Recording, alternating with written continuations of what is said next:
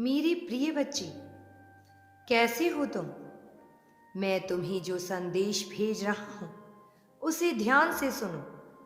वह लोग जो बात बात पर तुम्हारा उपहास उड़ाया करते हैं, तुम्हारी पीठ पीछे तुम पर हंसा करते हैं, तुम्हें नीचा गिराने का प्रयत्न करते हैं, वह लोग जिन्होंने अपने चेहरे पर दिखावे का एक मुखौटा पहना है, जो केवल अपने कार्य की सिद्धि के लिए तुमसे रिश्ता बनाए रखे हैं।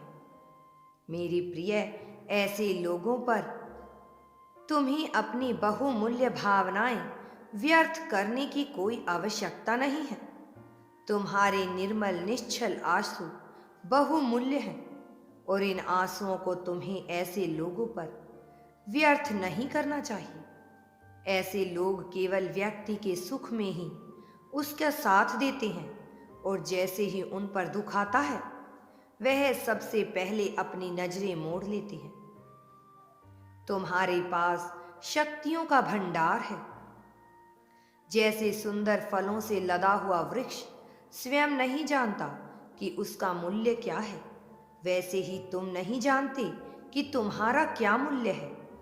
जैसे समुंदर की कोख में छुपा मोती यह नहीं जानता कि उसकी क्या कीमत है, वैसे ही तुम्हें भी इसका आभास नहीं कि तुम्हारी क्या कीमत है। लेकिन तुम्हारे जीवन में अब तक जीत दस्तक नहीं दे सकी है, लेकिन अब समय बदल रहा है क्योंकि अब तुम मेरी शरण में आ चुके हो। इसलिए तुम्हारा संदेश को सुनना बहुत आवश्यक है। हर हाल में तुम्हें यह जानना है कि तुम कौन हो, तुम्हारा लक्ष्य क्या है। मेरे प्रिय, कोई साधारण व्यक्ति आखिर तुम्हें कैसे हानि पहुंचा पाएगा जब तुम पर मेरी कृपा है। ये तो भी संभव नहीं है कि जब तुम ही स्वयं किसी को पीड़ा देने के अधिकारी बन जाओ। मेरी प्रिय, तुम्हें वो चीजें अब एक एक करके प्राप्त होंगी जिनकी तुमने चाहत की है, और वो सभी लोग जो तुम्हारे पीठ पीछे तुम्हारा उपहास उड़ाया करते थे, उन्हें अपने कर्मों का फल अब मिलने वाला है।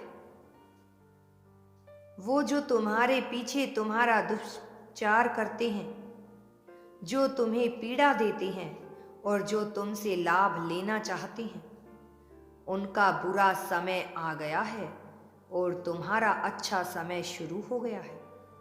मेरी प्रिय, मुझे पता है कि कई बार तुम्हारे मन में यह प्रश्न आता है, जब ईश्वर मेरे साथ है तो सब कुछ मुझे एक पल में क्यों नहीं दे देते। लेकिन मनुष्य की हर उपलब्धि के पीछे एक सीख छुपी होती है मेरे बच्चे, इसलिए समय आने पर ही तुम्हें मिलेगा। यदि तुम यूनिवर्स पर विश्वास करते हो तो कमेंट में धन्यवाद यूनिवर्स लिखकर चैनल को सब्सक्राइब करो। तुम्हारा कल्याण होगा।